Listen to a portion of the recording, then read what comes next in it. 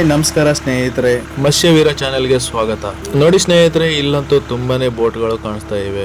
ಈ ಜಾಗದಲ್ಲಿ ತುಂಬಾನೇ ಸಿಗಡಿ ಸಿಕ್ಕಿವೆ ಅಂತ ಮೆಸೇಜ್ ಬಂದಿದೆ. ಆ ಕಾರಣಕ್ಕಾಗಿ ನಾವು ಕೂಡ ಈ ಫಿಶಿಂಗ್ ಬೋಟ್ ಹತ್ರನೇ ಬಂದು ಬಲೆನ ಹಾಕ್ಲಿಕ್ಕೆ ರೆಡಿ ಮಾಡ್ತಾ ಇದ್ದೀವಿ.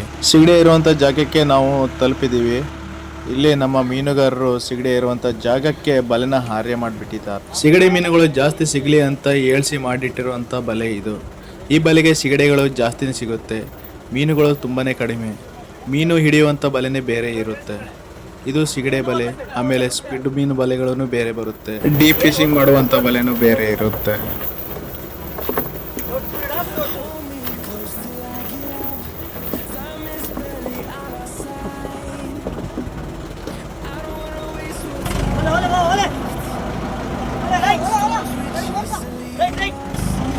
ಮರದಿಂದ ಮಾಡಿಸಿರುವಂಥ ಈ ಬೋರ್ಡು ನೀರಿನೊಳಗೆ ಹೆಂಗೆ ಹೋಗುತ್ತೆ ನೋಡಿ.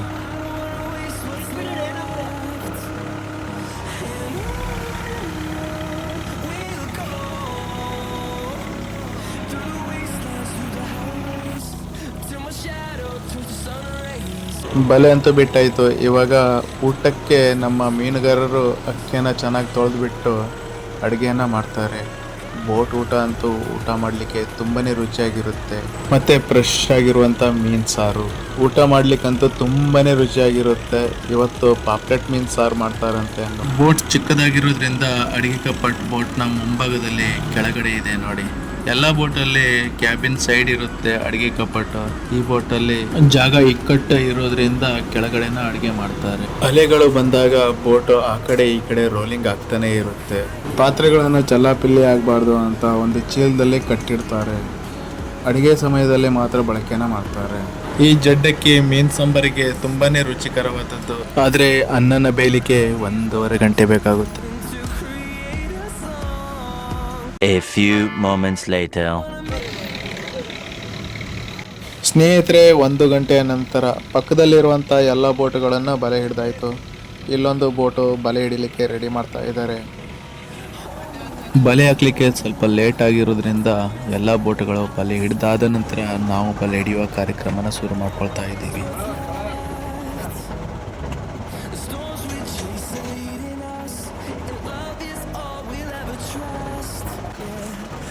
ಸ್ನೇಹಿತರೆ, ಖಾಲಿ ಬಲೆ ಎಳಿಲಿಕ್ಕೆ ಒಂದು 15 ನಿಮಿಷ ಬೇಕಾಗುತ್ತೆ. ವಿಡಿಯೋನ ಲಾಂಗ್ ಆಗಬಾರ್ದು ಅಂತ ನಾನು ಶಾರ್ಟ್ ಆಗಿ ವಿಡಿಯೋನ ಮಾಡಿದ್ದೀನಿ. ಸ್ಕಿಪ್ ಮಾಡದೆ ಕೊನೆ ತನಕ ನೋಡಿ. ನಮ್ಮ ಪಕ್ಕದಲ್ಲಿ ಒಂದು ಬೋಟ್ ಕಾಣಿಸ್ತಾ ಇದೆಯಲ್ಲ, ಆ ಬೋಟಲ್ಲಿ ತುಂಬಾ ಸಿಗಡಿ ಸಿಕ್ಕಿವೆ. ನಮ್ಮ ಮೀನುಗಾರರು ತುಂಬ ಜೋಶಲ್ಲಿ ಬಲೆನ ಎಳಿತಾ ಇದ್ದಾರೆ. ಈ ಟ್ರೋಲಲ್ಲಿ ಜಾಸ್ತಿನೇ ಸಿಗಡಿ ಸಿಕ್ಕಿರಬಹುದು. ಕಾದ್ಬಿಟ್ಟು ನೋಡೋಣ.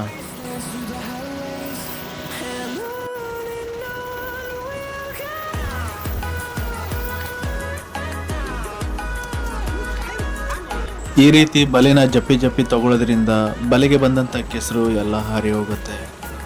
ಬಲೆಗೆ ರಾಶಿ ರಾಶಿ ಮೀನು ಸಿಕ್ಕಿದ್ರೆ ರಾಟೆನ ಹಾಕಿಬಿಟ್ಟು ಇಂಚಿನ ಸಹಾಯದಿಂದ ಮೇಲ್ ತಗೋತಾರೆ.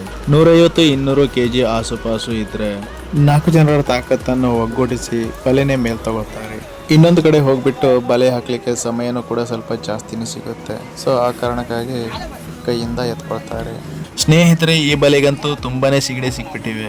ವೈಟ್ ಸಿಗಡಿ ಜಾಸ್ತಿನೇ ಕಾಣಿಸ್ತಾ ಇದೆ. ಕಾಡೆಂಟ್ ನ ಬಿತ್ತಾ ಇದ್ದಾರೆ. ನೋಡೋಣ ಯಾವ್ಯಾವ ಸಿಗಡಿ ಸಿಕ್ಕಿದೆ ಅಂತ.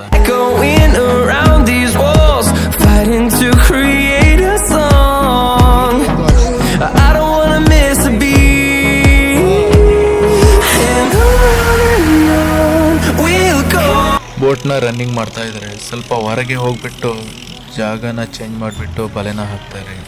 ಅಲ್ಲಿ ಕೂಡ ಜಾಸ್ತಿ ಸಿಗಡೆ ಸಿಗ್ಬಹುದು. ನೋಡೋಣ.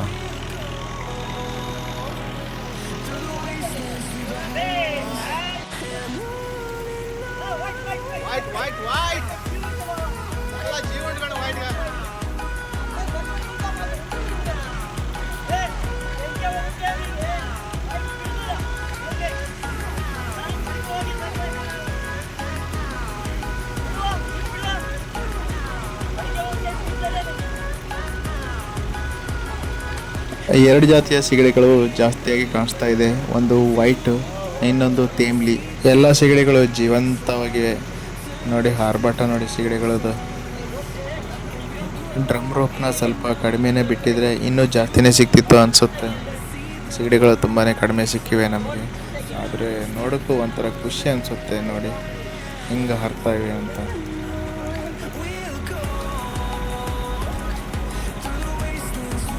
ಇಲ್ಲಿ ನೋಡಿ ಒಂದು ದೊಡ್ಡದಾಗಿರುವಂಥ ಟೈಗರ್ ಪ್ರಾನ್ಸ್ ಸಿಕ್ಕಿದೆ ನೋಡಿ, ತುಂಬ ಬೆಲೆ ಬಾಳುವಂಥ ಪ್ರಾನ್ಸ್ ಅದು.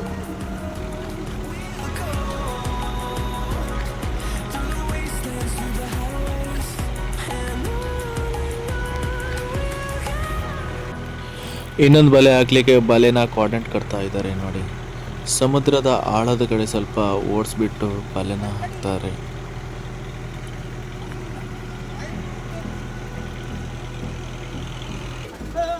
ಆರ್ಯ ಆರ್ಯ ಆರ್ಯ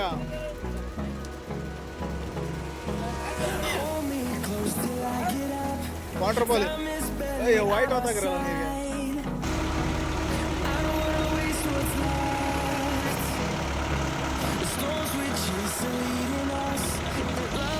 ಇವಾಗ ಮೀನು ಹೆಕ್ಕುವ ಕಾರ್ಯಕ್ರಮ ಶುರುವಾಗುತ್ತೆ. ಅನ್ನಕ್ಕಿಟ್ಟು 1.5 ಗಂಟೆ ಆಯಿತು.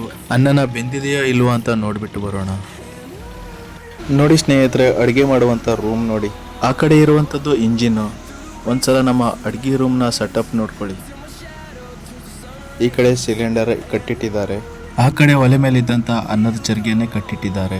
ಬೋಟ್ ಆ ಕಡೆ ಈ ಕಡೆ ರೋಲಿಂಗ್ ಆಗುವಾಗ ಅನ್ನದ ಚರ್ಗಿ ಬಿದ್ದೋಗ್ಬಾರ್ದು ಅಂತ ಈ ರೀತಿ ಎಲ್ಲ ಬೋಟಲ್ಲೂ ಕಟ್ಟಿರ್ತಾರೆ. ಸರಿ, ಮೇಲ್ಗಡೆ ಹೋಗೋಣ. ಈ ಬೋಟಲ್ಲಿ ಮೇಲೆ ಹತ್ತಿ ಇಳಿಲಿಕ್ಕೆ ತುಂಬಾನೇ ಕಷ್ಟ.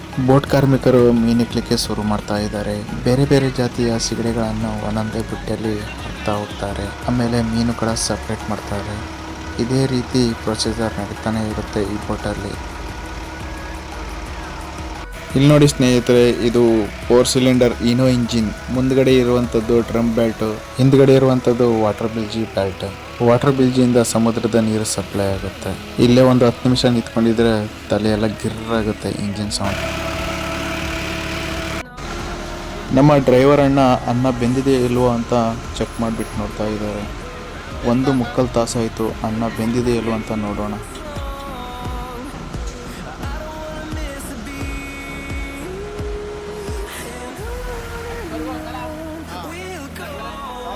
A few moments later. ಎಲ್ಲ ಸಿಗಡಿಗಳು ಸಪ್ರೇಟ್ ಮಾಡಿ ಆಯಿತು. ಇವಾಗ ಐಸ್ ಮಾಡ್ತಾರೆ. ಎಷ್ಟು ಸಿಗಡಿಗಳು ಸಿಕ್ಕಿವೆ ಅಂತ ನೋಡೋಣ.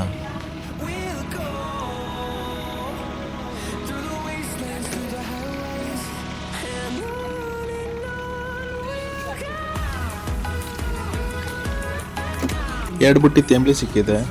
ವೈಟ್ ಎಷ್ಟು ಬುಟ್ಟಿ ಸಿಕ್ಕಿದೆ ಅಂತ ನೋಡೋಣ.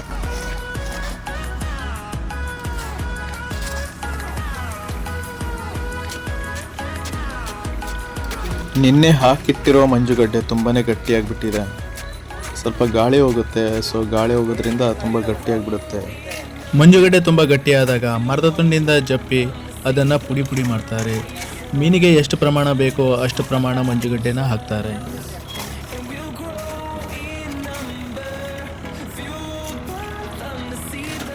ಈ ಟ್ರೋಲಲ್ಲಿ ಸಿಕ್ಕಿರುವಂಥ ವೈಟ್ ಸಿಗಡೆ ನೋಡಿ,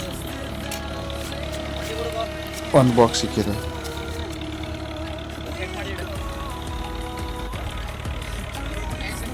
ಕಾಲ್ಬುಟ್ಟಿ ಆಗುವಷ್ಟು ಮಂಡೆ ಸಿಗಡೆ ಸಿಕ್ಕಿವೆ. ಇದು ಸ್ವಲ್ಪ ಸಿಕ್ಕಿರೋದ್ರಿಂದ ಬಲೆಯಿಂದ ಮಾಡಲ್ಪಟ್ಟ ಕೊಲ್ಲಿಯಲ್ಲಿ ಹಾಕಿಬಿಟ್ಟು ಐಸ್ ಮಾಡ್ತಾರೆ. ಸ್ವಲ್ಪ ಸ್ವಲ್ಪ ಮೀನಿದ್ರೆ ಇಂಥ ಕೊಲ್ಲಿಗಳನ್ನು ಯೂಸ್ ಮಾಡ್ತಾರೆ.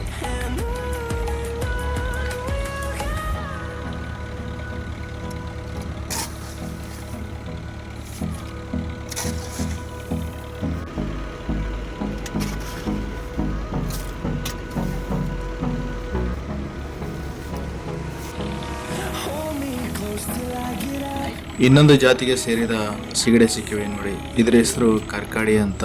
ತುಂಬ ಕಡಿಮೆ ದರದಲ್ಲಿ ಹೋಗುವಂಥ ಸಿಗಡೆ. ಈ ಸಿಗಡೆಗೆ ಬೆಲೆನೇ ಇಲ್ಲ. ಬಲೆಯಿಂದ ಮಾಡಿರುವಂಥ ಚೀಲ ನೋಡಿ ಎಷ್ಟು ಚೆನ್ನಾಗಿದೆ ಅಲ್ವಾ. ನಮ್ಮ ಈ ಮೀನುಗಾರರು ಈ ಬಲೆಯಿಂದ ಮಾಡಿರುವಂಥ ಚೀಲಕ್ಕೆ ಕೊಲ್ಲಿ ಅಂತ ಹೆಸರಿಟ್ಟು ಕರೀತಾರೆ. ಪ್ರತಿಯೊಂದು ಬೋಟಲ್ಲಿ ಈ ರೀತಿ ಚೀಲಗಳು ಇದ್ದೇ ಇರುತ್ತೆ. ಸ್ವಲ್ಪ ಮೀನು ಸಿಕ್ಕಿದರೆ ಇಂಥ ಬಲೆಗಳನ್ನೇ ಯೂಸ್ ಮಾಡ್ತಾರೆ. ಅಂತೂ 4 ಜಾತಿಯ ಸಿಗಡೆಗೂ ಐಸ್ ಮಾಡಿ ಆಯಿತು. ಸ್ನೇಹಿತರೆ, ಇವತ್ತು ಭರ್ಜರಿಯಾಗಿ ಊಟ ಮಾಡಿಬಿಡಬೇಕು. ಯಾಕಂತ ಹೇಳಿದರೆ ಅಂತಿಂಥ ಮೀನೆಲ್ಲ ವೈಟ್ ಪಾಪ್ಲೆಟು ಮತ್ತು ಬ್ಲ್ಯಾಕ್ ಮಾಜು ಮೀನು ಕೊತ್ತಾ ಇದ್ದಾರೆ ನೋಡಿ. ತುಂಬಾ ರುಚಿಯಾಗಿರುವಂಥ ಮೀನು ಇದು. ಒಬ್ಬರು ಮೀನು ಕಟಿಂಗ್ ಮಾಡ್ತಾರೆ, ಇನ್ನೊಬ್ಬರು ಹೊಟ್ಟೆ ಒಳಗೆ ಕೈ ಹಾಕ್ಬಿಟ್ಟು ಮೀನನ್ನು ಕ್ಲೀನ್ ಮಾಡ್ತಾರೆ.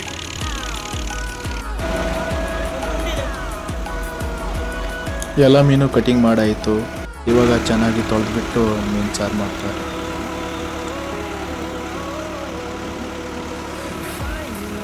ಡ್ರೈವರನ್ನ ಮನೆಯಿಂದ ರುಬ್ಕೊಂಡು ಬಂದಿರುವಂಥ ಮಸಾಲೆ ಇದು.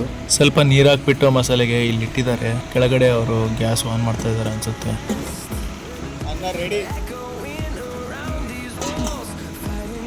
ಈಗ ಮೀನು ಸಾರು ರೆಡಿ ಮಾಡ್ತಾರೆ.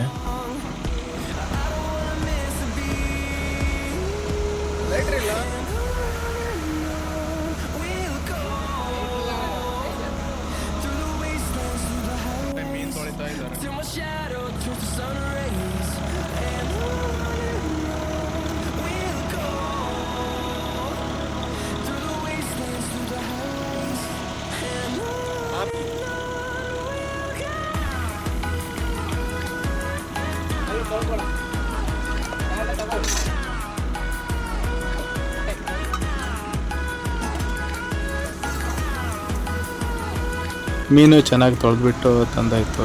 ಮಸಾಲೆನ ಚೆನ್ನಾಗಿ ಕುದಿಸ್ಬಿಟ್ಟು ಆಮೇಲೆ ಮೀನನ್ನು ಹಾಕ್ತಾರೆ. ಬೋಟಲ್ಲಿ ಊಟ ಮಾಡುವಂಥ ಪ್ಲೇಟ್ ನೋಡಿ ಹೆಂಗಿದೆ ಅಂತ. ತೊಳೆದ್ಬಿಟ್ಟು ಊಟ ಮಾಡ್ತಾರೆ. ಮಸಾಲೆಗೆ ಕುದಿ ಬರ್ತಾ ಇದೆ ನೋಡಿ. ಮೀನನ್ನು ಹಾಕಿಬಿಟ್ಟು ಈಗ ಇನ್ನು ಕುದಿಸ್ತಾರೆ.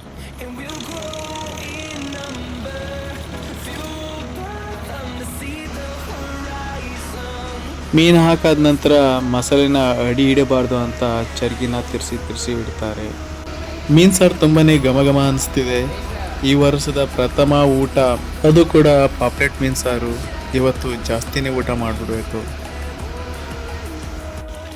ಬೋಟಲ್ಲಿ ಕೆಲಸ ಜಾಸ್ತಿ ಇರೋದ್ರಿಂದ ಅನ್ನ ಬಾಗ್ಲಿಕ್ಕೆ ಟೈಮ್ ಸಿಗಲಿಲ್ಲ. ಗಂಜಿ ಊಟ ಮಾಡುವಂಥದ್ದು ಪಾಪ್ಲೆಟ್ ಮೀನು ಸಾರು ನೋಡಿ.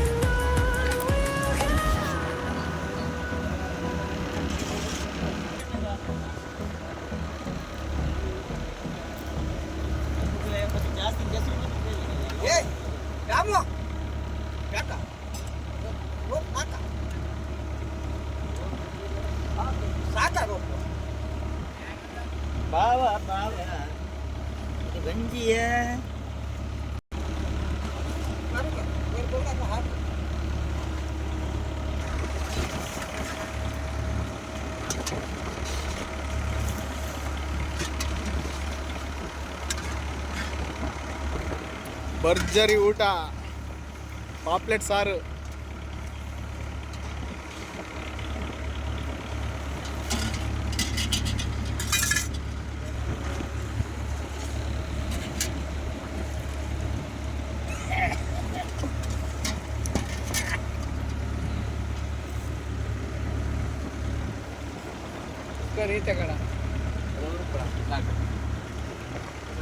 ಸ್ನೇಹಿತರೆ, ಭರ್ಜರಿ ಸಿಗಡೆ ಬೇಟೆ ಎಪಿಸೋಡ್ 2 ಇಲ್ಲಿಗೆ ಮುಕ್ತಾಯವಾಗುತ್ತೆ. ಮುಂದಿನ ಎಪಿಸೋಡಲ್ಲಿ ಮತ್ತೆ ಸಿಗೋಣ. ಓಕೆ, ಟೇಕ್ ಕೇರ್, ಬಾಯ್ ಬಾಯ್.